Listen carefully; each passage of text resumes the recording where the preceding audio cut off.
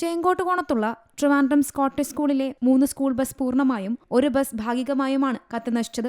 പുലർച്ചെ 2:45 തീപിടുത്തം. സംഭവസമയം ഒരു സെക്യൂരിറ്റി ജീവനക്കാരൻ മാത്രമാണ് സ്കൂളിലുണ്ടായിരുന്നത്. തീ ആളിക്കത്തുന്നത് കണ്ട് അയൽവാസികൾ ഫയർഫോഴ്സിനെ വിവരമറിയിച്ചു. കഴക്കൂട്ടം, ചാക്ക എന്നിവിടങ്ങളിൽ നിന്നുള്ള ഫയർഫോഴ്സ് യൂണിറ്റ് എത്തിയാണ് തീ അണച്ചത്. തീ പൂർണ്ണമായും അണയ്ക്കാൻ കഴിഞ്ഞതിനാൽ വൻ അപകടമൊഴിവായി. ഈ ട്രാവലർ ഈ ഭാഗത്ത് ഒതുക്കിയിരുന്നതാണ്. അപ്പോൾ അവിടുന്ന് വണ്ടി വന്നിട്ട് ഇതിൻ്റെ കൊണ്ട് ഇടിച്ചു നിർത്തിയേക്കാണ്. ഞാൻ കാണുമ്പോഴത്തേക്ക് ഈ ട്രാവലറിൻ്റെ ഫ്രണ്ടും കത്തി തുടങ്ങി, മറ്റേ വണ്ടിയുടെ സൈഡും കത്തി തുടങ്ങി. എപ്പോഴായിരുന്നു? ഒരു 1:45. നല്ലൊരു ഒച്ചകെട്ട് കഴിക്കുമ്പോഴാണ് ഇതാ കാണുന്നത്.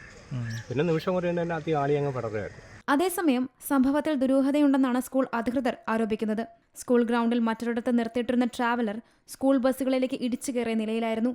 അതിനാൽ ബസ്സുകൾ ആരെങ്കിലും തീയിട്ടതാണോ എന്നാണ് സംശയം. ട്രാവലറിലെ താക്കോൽ ഇതിൽ തന്നെയാണ് സൂക്ഷിച്ചിരുന്നത്.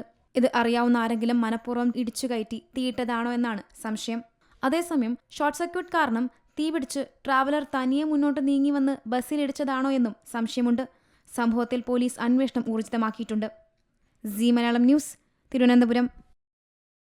ഏറ്റവും പുതിയ വാർത്തകളും വിശേഷങ്ങളും വിരൽത്തുമ്പിലറിയാൻ സീ മലയാളം ന്യൂസ് എല്ലാ ഡിജിറ്റൽ പ്ലാറ്റ്ഫോമുകളിലും ലഭ്യം.